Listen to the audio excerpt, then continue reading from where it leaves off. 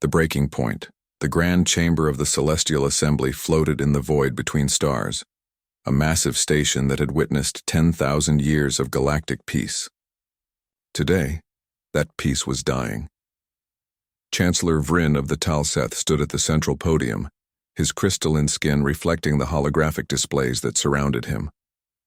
Each display showed the same terrible story.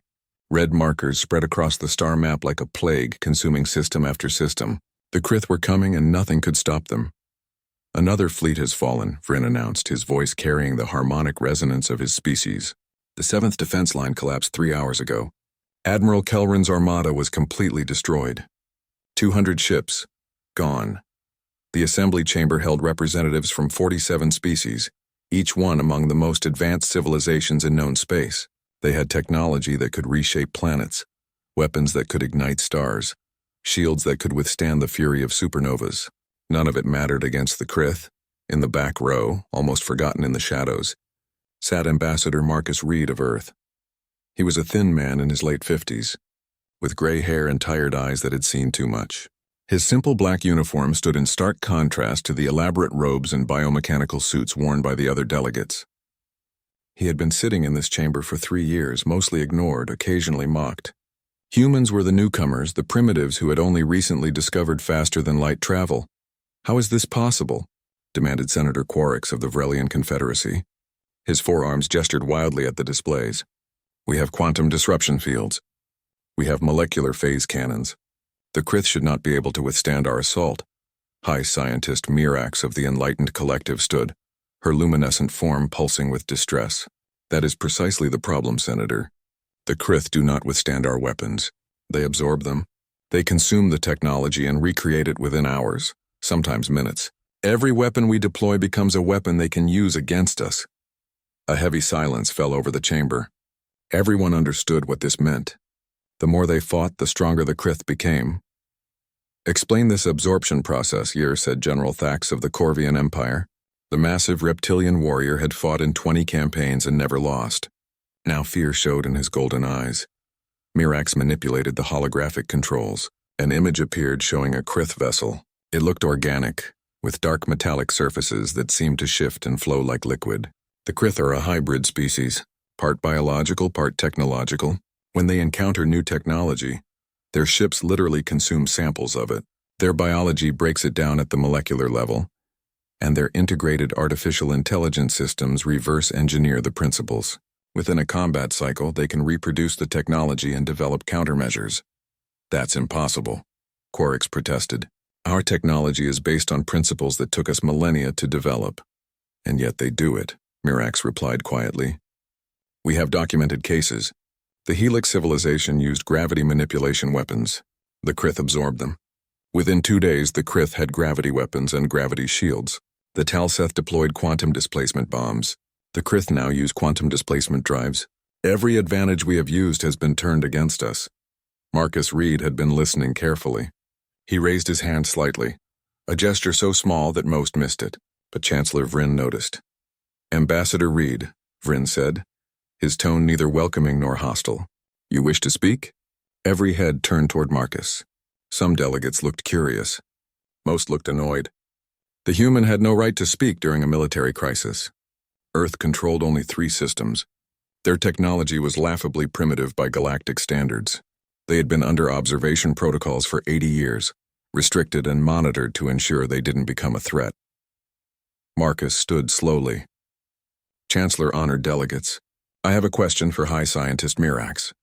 Mirax's luminescent form dimmed slightly, the equivalent of a frown. "Proceed.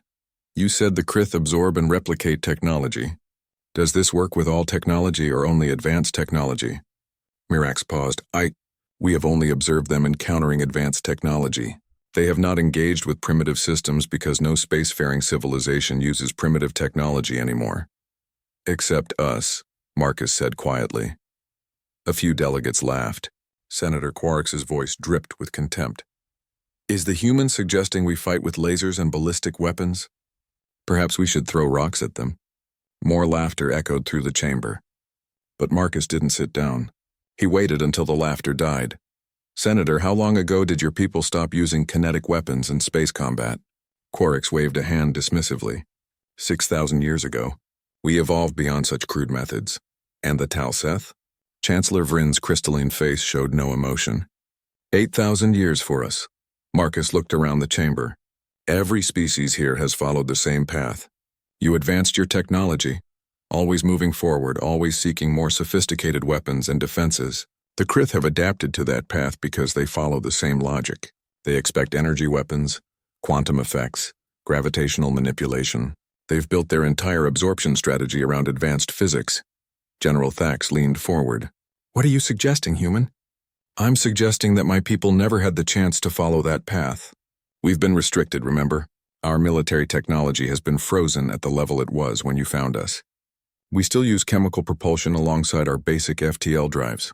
We still use kinetic weapons because we weren't allowed to develop energy weapons. We still use explosive warheads because we were forbidden from researching quantum displacement. The chamber fell silent.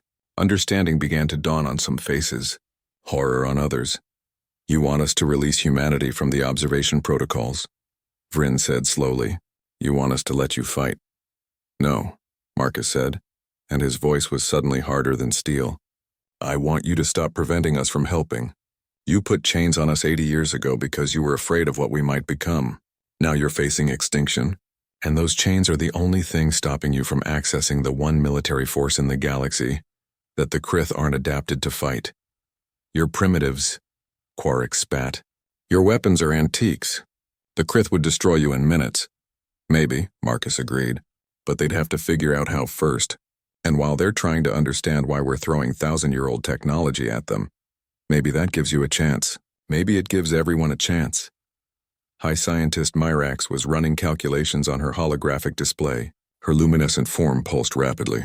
Chancellor, he may be correct. The Krith absorption process requires understanding the underlying principles. If they encounter technology that operates on different principles than they expect, technology they consider obsolete and irrelevant, their adaptation cycle could be significantly delayed. How long? Thax demanded. Unknown. Days, perhaps. Maybe longer. Their biology might even reject obsolete technology as non-viable for absorption. Senator Quarix stood. This is madness. We're discussing unleashing the humans. Have you all forgotten why we placed them under observation? They're violent, unpredictable, and dangerous. They fought wars among themselves for their entire history until we found them. They have weapons designed specifically to kill other humans. They're savages. Marcus met Quarix's eyes. Yes, we are. We've been fighting and surviving on a death world for 200,000 years. We've fought each other, fought our environment, fought extinction events, and we're still here. Can any of you say the same? The Vrelian senator had no answer. Chancellor Vrin spoke slowly. If we release humanity from the observation protocols, there will be no going back. We cannot put those chains back on once removed. You will have full access to our technology, our knowledge, our resources. You could become more dangerous than the Krith. Marcus nodded. That's possible.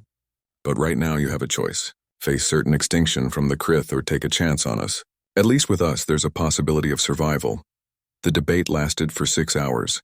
Arguments raged back and forth. Some delegates spoke of principles, of the dangers of unleashing a species known for its violence. Others spoke of survival, of desperate times requiring desperate measures. Some believed humanity might offer a solution. Others believed humanity would simply become the next threat. Finally, Chancellor Vrin called for a vote. It was the most important vote in the Assembly's 10,000-year history. The results appeared on the displays. 26 in favor, 21 against. The motion passed by the smallest possible margin. Vrin's voice was heavy. The observation protocols on humanity are hereby terminated. Earth is granted full membership in the Celestial Assembly, with all rights and responsibilities. Ambassador Reed, your people are free to act as they see fit. Marcus pulled out a small communication device, something so primitive it didn't even use quantum entanglement. He pressed a button. Earth Command, this is Ambassador Reed. Authorization code Alpha 77 Omega. The chains are off. Wake up the fleet. It's time to show them who we are. On the other end of that call, Admiral Patricia Chen received the message she had been waiting 3 years to hear. Around Earth, around Mars, around the colonies that humanity had been confined to, lights began activating. Shipyards that had been building in secret powered up. Weapons that had been designed in isolation were loaded. Crews that had been training for a war they thought would never come received their orders. The human fleet began to move. 200 ships left Earth space heading toward the war. They were smaller than assembly vessels. Their hulls were patchwork combinations of old and new. Their weapons were a bizarre mix of railguns, missiles, lasers, and technologies that no other species had used in millennia. In the assembly chamber, delegates watched the human fleet on their displays. Some felt hope. Others felt fear. A few felt both. Marcus stood at the window looking out at the stars. He remembered the day the assembly had found Earth, the day they had looked at humanity and decided they were too dangerous to be free. He remembered the restrictions, the monitoring, the constant judgment. Now they would see what happens when you cage an animal, and then ask it to fight for you now. They would see what humanity had been building in the shadows. Now they would learn what it meant to unleash the humans. The Krith were coming, and humanity was ready. Calculated chaos, the human fleet emerged from FTL space at the edge of the Draken system, and every sensor on every assembly ship locked onto them in confusion. Admiral Patricia Chen stood on the bridge of the UESS Defiant, her flagship. She was a stocky woman in her mid-40s with sharp eyes and gray streaks in her black hair. Her uniform was practical, covered in pockets and equipment loops. Behind her, the bridge crew worked at stations that looked ancient compared to assembly technology. Physical switches, backup manual controls, redundant systems built upon redundant systems. Assembly fleet is hailing us, Admiral, her communications officer reported. Put them through. The view screen flickered to life showing General Thax. The massive Corvian warrior looked at the human ships with barely concealed skepticism. Admiral Chen, welcome to the front line. We've prepared a position for your fleet in the rear support group. Patricia smiled, and it wasn't a friendly expression. General, with respect, we didn't come here to provide support. Where's the fight? Thax's golden eyes narrowed. The Krith are currently attacking the fourth planet. We are attempting to hold the orbital stations while we evacuate civilians. However, our defensive line is collapsing. We estimate 6 hours before complete system loss. Then we'd better get moving. Patricia turned to her tactical officer. Commander Hayes, plot an intercept course. All ships, combat formation Delta 7. Admiral, Thax's voice rose sharply. You cannot engage the Krith directly. They will absorb your technology and, General, you freed us so we could fight our way. Now let us fight. Patricia cut the transmission. The human fleet moved forward in a formation that made assembly observers shake their heads. There was no elegant geometry, no perfectly spaced intervals. The ships clustered together in groups that seemed almost random, moving in patterns that defied conventional tactical doctrine. On the bridge of his flagship, General Thax watched the humans advance toward the Krith fleet. He had seen dozens of battles against the Krith. He knew how this would end. The humans would fire their weapons. The Krith would absorb the technology. Within minutes, the human fleet would be destroyed and the Krith would be stronger. He prepared to order a rescue operation for any survivors. The Krith fleet detected the human ships. 200 dark vessels changed course, moving to intercept. They flowed through space like a school of predatory fish, their hulls rippling with absorbed technology from a dozen conquered civilizations. Krith fleet closing, Commander Hayes reported. Distance, 50,000 kilometers and closing. Weapons range in 30 seconds, the tactical officer added.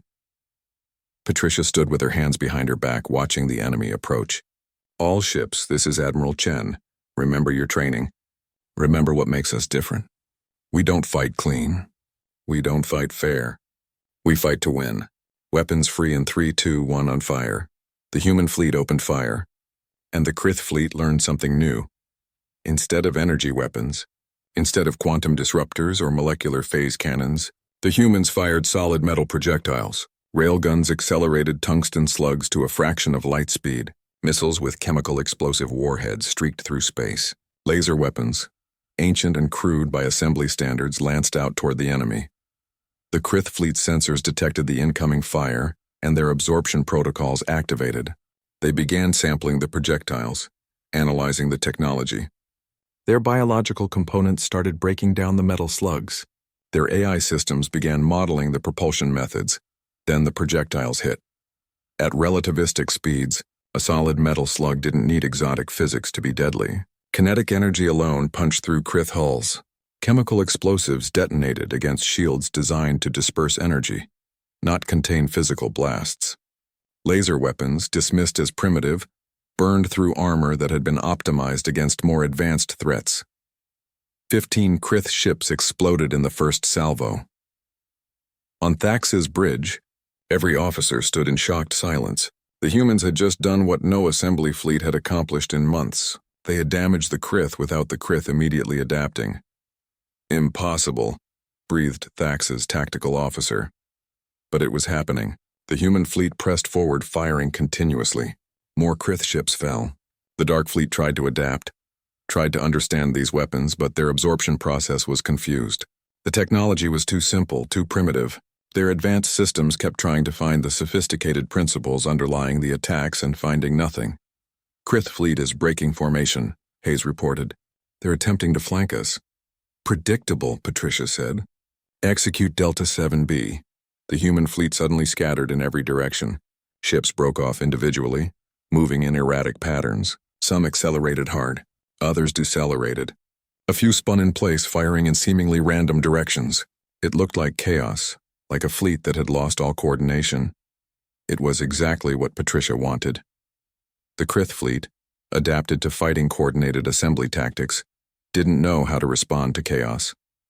Their absorption AI tried to model the human behavior, tried to find the pattern. There was no pattern. Every human ship acted independently, captains making their own decisions, adapting to local conditions without waiting for orders. A Krith cruiser moved to intercept the human destroyer UESS Relentless. The destroyer didn't try to evade. Instead, it accelerated directly toward the Krith ship, firing its railguns continuously. The Krith vessel fired back with absorbed energy weapons, scoring hits on the destroyer's hull. The destroyer kept coming. "What is that ship doing?" Thax demanded, watching the display. The Relentless closed to point-blank range with the Krith cruiser. Then it launched a full spread of missiles. Not sophisticated quantum torpedoes. Simple chemical warhead missiles with proximity fuses. The explosions ripped through both ships. The Krith cruiser's shields, designed to disperse energy across its surface, couldn't handle the physical concussion of multiple explosive detonations at close range. The dark hull fractured and the ship broke apart. The Relentless survived barely. Its hull was scorched in venting atmosphere, but the crew had sealed themselves in emergency compartments. The destroyer limped away, still firing at other targets. "They're insane," someone on Thax's bridge whispered. "They're absolutely insane." Patricia watched the battle unfold on her displays. Yes, she thought, we probably are. But insanity was what happened when you spent 80 years building a military in secret, knowing you might never get to use it, preparing for a war you weren't allowed to fight. Humanity had taken all that frustration, all that anger at being caged, and weaponized it. "Admiral, we're losing the marathon," Hayes reported. "Hull breach on decks 3 through 7. They're requesting permission to withdraw." "Denied," Patricia said coldly. "Tell them to ram the nearest Krith vessel if they're going down." Hayes hesitated only a moment before relaying the order. On the marathon, Captain Rodriguez received the command and smiled grimly. If they were dying anyway, they'd take some Krith with them. The battle raged for 2 hours. The Krith fleet was larger and had absorbed technology from multiple advanced civilizations. The human fleet was smaller and using weapons that were millennia old by galactic standards. But the humans had something the Krith couldn't absorb: unpredictability. Patricia ordered tactics that no rational commander would use. She sent ships on suicide runs. She concentrated fire on targets that didn't matter while ignoring strategic objectives. She split her fleet into smaller groups that should have been easily destroyed, then had them support each other in ways that made no tactical sense. The Krith absorption AI couldn't process it. Every time it modeled human behavior and prepared a counter-strategy, the humans changed tactics. They fired railguns, then switched to missiles, then back to lasers. They attacked from angles that exposed their vulnerable points. They retreated when they were winning and charged when they were losing. It was chaos. It was madness. It was working. "Krith fleet is withdrawing," Hayes announced in disbelief. "They're pulling back from the planet." Patricia allowed herself a small smile. "All ships pursue. Don't let them regroup." But General Thax's voice cut through the calm. Admiral Chen, stop. Your fleet is damaged. You've lost 30 ships. You need to withdraw and regroup. General, we've got them confused. We press now while we have the advantage. You don't understand, Thax insisted. The Krith will adapt. They always do. They're withdrawing to process what they've learned. When they return, they'll be ready for your tactics. Patricia turned to face the view screen. Then we'll use different tactics. General, you've been fighting the Krith the same way for months. Logical, strategic, by-the-book military doctrine. We don't have a book. We make it up as we go. That's our advantage. She cut the transmission and turned back to her crew. All ships reform on my position. We're going after them. The human fleet pursued the Krith through the Draken system. Every time the dark ships tried to regroup, human vessels appeared from unexpected angles, firing weapons that shouldn't have been effective. The Krith absorbed samples of human railguns and created their own versions. But when they deployed them, the humans had switched to using laser weapons. The Krith adapted to lasers, and the humans went back to missiles. It was a deadly game of adaptation versus chaos, and chaos was winning. Finally, the Krith fleet jumped to FTL, abandoning the system entirely. They had never retreated before. They had never left a system unconquered. But the human fleet had broken something fundamental in their absorption process. They needed time to process, to analyze, to understand how to fight an enemy that refused to be predictable. On the Defiance bridge, cheers erupted from the crew. They had won. The Krith had fled. Patricia didn't cheer. She looked at the casualty reports. 37 ships destroyed, 12,000 humans dead. The victory had cost them nearly 20% of their fleet. Open a channel to the assembly fleet, she ordered. General Thax appeared on screen. The Corvian warrior looked at Patricia with something approaching respect. Admiral, that was... I have no words. You defeated them. We made them run, Patricia corrected. That's not the same as defeating them. They'll be back and they'll have started adapting to our methods. So what do we do? Patricia smiled, and this time there was real humor in it. We keep being unpredictable. We keep using old technology mixed with new. We keep fighting in ways that don't make sense. The Krith are intelligent, General. Maybe too intelligent. They expect logic, strategy, sophistication. We give them chaos. High Scientist Myrax's luminescent form appeared on the split screen. Admiral, I've been analyzing the battle.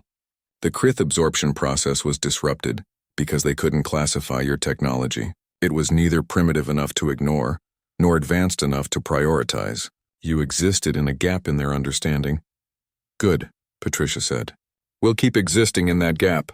We'll keep being the thing they can't figure out. Over the next few weeks, the human fleet fought alongside assembly forces in 6 more engagements.